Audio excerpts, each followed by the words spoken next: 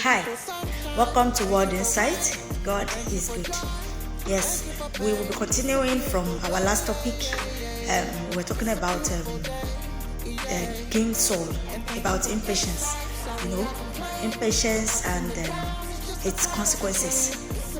So today we'll just continue from where we left off. We're discussing King Saul, how his impatience cost him the kingdom that God, generously handed over to him, the kingdom of Israel. And he messed it up because he could not just wait for some days, just a little bit more, And my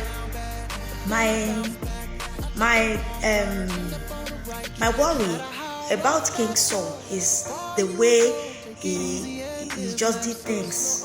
He just did things just like that. He was too uncoordinated. He was too irrational. He had a lot of weaknesses that he did not quite work on, and this really affected him so much. And to think that he was handpicked by God to actually be the first king of Israel, you would think that he should have worked on all these things.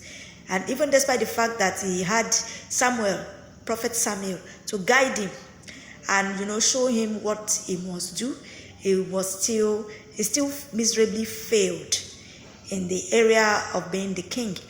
And I don't think that anybody should blame God for rejecting him, although some people are saying that God was too harsh towards him. But I don't think so, because some people will say that the same thing that he did, David also did one time like that. David also entered into the temple and ate the shewbread that I wasn't supposed to eat. But my point is this: David was a priest, whether you care to admit it or not. He was a priest. He was not just a king. So in that aspect, he could still be forgiven or let go. He had access. He could do that. He could do the work of priest because he was also a priest. It was written there in the book of Psalms, somewhere in the book of Psalms, where he was saying that he was a priest after the order of Melchizedek. So he himself confirmed it, that he was a priest. And also even the work of his hand confirmed it. There was a time that Saul was going through some mental breakdown. It was David that was employed to minister to him. And as long as he was singing and ministering to him, the evil spirits would leave him and he would be in a sane mind. So he was a priest. David was a priest, so he could be excused. You don't have to say David did it also. Saul was not a priest. Saul was just a king. He was someone that was fortunate enough to be chosen and put in that position. And he messed it up because he couldn't wait. And he did that because he thought that he could do it and get away with it. Yes, that's why he did what he did. Because even the other priests that were there, were telling him not to do it, that he should still wait on on Samuel. But he defied them, he disobeyed them, and went ahead and did what he did. And look at the consequences. This is just like some of us, we behave like, especially when we want something desperately, we don't care. We don't really care or even consider the consequences of our action. We just want it, we go for it, and anything be damned. And it's not supposed to be. So I do tell people that when you want to walk with God, you have to exercise a lot of patience. And God has his reason. It's not that he cannot bless you. He cannot give you a sudden blessing. No, he can't do that.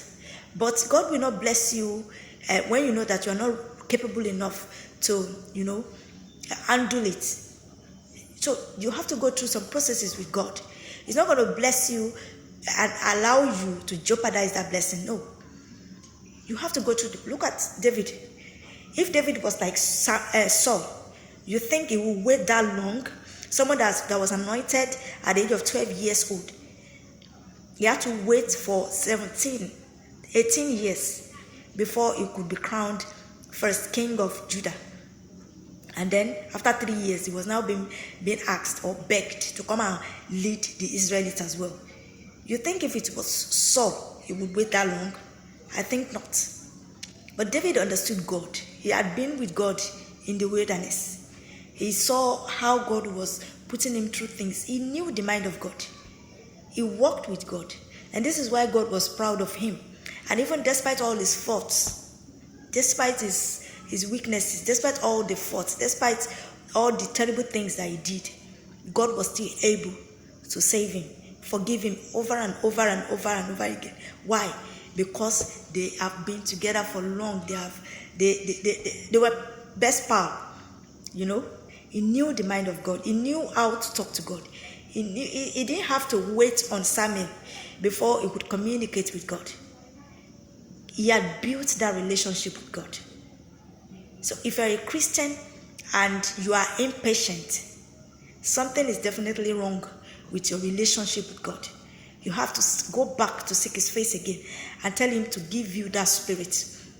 Walking with God, there is no how you will walk with God and you will not be patient. No how. No how.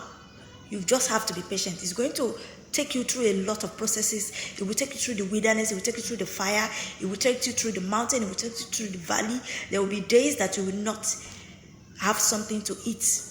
And I must tell you that I'm going through it right now. The heat is much. But I thank God every day because despite the heat, somehow we are still here. You know, still appearing, still showing up. It has not been easy, but it has been God. Sometimes I look at this program that we started and I'm like, how am I able to continue doing this? It is just God, purely God. So I urge us, go back. If you feel like in your heart that you feel that you are not patient enough, that you are still struggling with that virtue, that patience virtue, go back to God. Tell him to help you. Tell him to give you his spirit, to give you the spirit of patience. And you too, you have to consciously walk yourself into it. You know, this patience also of a thing will also help us deal with our temper. Most of us that have this high temperament, if you're patient, you will be able to deal with it. So a lot of people are struggling with anger. They have anger issues they can destroy. See, I have been there. There was a time that just don't anger me. There was a time like that. I would get so angry that not that it's just that I realized that when I was angry, I used to be so destructive. It was not intentional, but there's something about anger that just enhances the damage. You know, it amplifies the damage done. When you act in anger, the damage you will commit will be so enhanced and amplified that after everything is now gone down, you now look and be like, am I the one that did this? That is what anger can do. So in order to deal with that anger, work on your patience. Your patience, being patient, can help you to deal with anger. And I'm saying this out of experience. You know, I have been through a lot and I'm still going through a lot. But I thank God for one thing, that I am able to deal with my temperament. Some people will do some things to me now and I will be looking at them and be like, just thank God for God, you know, which before was not the case. Even if I did not act, what I would say to you, oh my God, the things that I would say to you, I had very sharp mouth. I would say things and I would just say it and go. And the person I said it to would be stunned and would be thinking that thing over and over and over again. You know? So, like I said, to deal with anger and its consequences, try and improve your virtue of patience. That will help you to deal with anger and temperament, you know. And I want us to just take this last part that I just said as the lesson for today, you know. And I pray that as we work on ourselves every day, by relating to God, by getting to know the heart of God, by trying to get closer to God, that God will continue to deal with all those